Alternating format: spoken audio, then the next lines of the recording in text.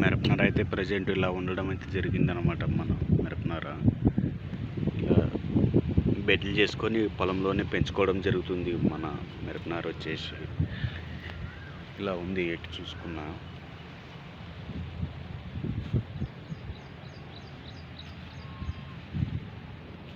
పక్కనే పత్తి అన్నమాట.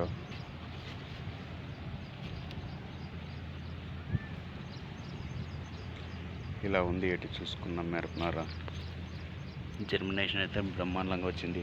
మొక్క క్వాలిటీగా కనిపిస్తుంది.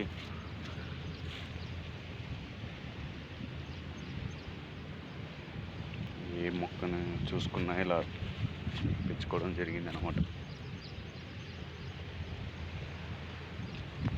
మన పత్తి చేను అయితే కూడా ఇలా ఉండడం జరుగుతుంది. పత్తి చేను కూడా ఇలా ఉందన్నమాట. తోట బుట్టాకారంలో ఎంత హెల్దీగా బ్రాంచెస్ దృఢంగా ఎదుగుతూ మనకు ఇలా క్వాలిటీగా మెయింటెనెన్స్గా ఉండడం అయితే జరిగిందనమాట. ఇలా ఉంది. ఎటు చూసుకున్నా ఇలా ఉండడం అయితే జరుగుతుంది. తోట ఎటు చూసుకున్నా చాలా రకాలుగా ఉండడం అయితే జరిగింది. తోట తక్కువ ఖర్చులోనే మంచి క్వాలిటీగా ఎటువంటి డిసీజ్ లేకుండా హెల్దీగా దృఢంగా ఉండడం అయితే జరిగిందనమాట. డిసీజ్ పేనుబంక కానీ తెల్లదోమ కానీ పచ్చదోమ కానీ ఎటువంటి సమస్యలు లేనట్లా మనకు ఒకటే స్ప్రేయింగ్తోనే అనేక రకాలుగా మార్పులు డిసీజ్ క్లియర్గా వెళ్ళిపోతూ మనకు మొక్క కావాల్సిన పోషకాలు అనేక రకాలుగా అందించుకుంటూ ఎంత హెల్దీగా ఉండడం అయితే జరిగిందనమాట.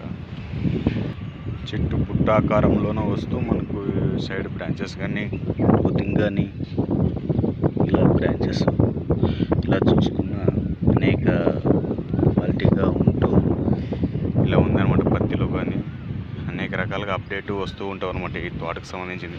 ఎందుకంటే ఇంత ముందుగా వేసుకోవడానికి ఇది 1 month పైరు అనమాట. ఇంత ముందుగా అంటే ఏదైనా మనకు డిసీజ్ కానీ ఏదైనా కానీ మనం ఒక రైతుగా మన అబ్జర్వేషన్లో చూసుకుంటూ మనకి ఏది వర్క్ చేస్తుంది ఏది వర్క్ చేయదు ఆయిల్ కాంబినేషన్లో అనేది చూసుకుంటూ మనం ముందుగా వేసుకొని ప్రతి ఒక్కటి మనకి ఏదైనా మనకు వర్క్ ఉంటేనే మనము దాని గురించి తెలియజేయడం జరిగిందనమాట.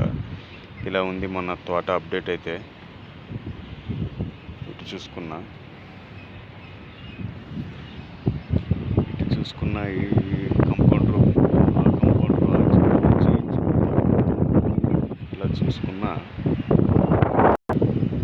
ఇలా ఉంది. ఏ మొక్కను చూసుకున్నా ఇలా హెల్తీగా ఉంటూ ఇలా ఉండడం అయితే జరిగింది అనమాట. మన తోట అప్డేట్ కంటిన్యూగా వస్తుంది. లైక్ చేయండి, షేర్ చేయండి, కామెంట్ చేయండి, ముఖ్యంగా రైతు సోదరులు. Okay bye. నెక్స్ట్ వీడియోలో కలుద్దాం.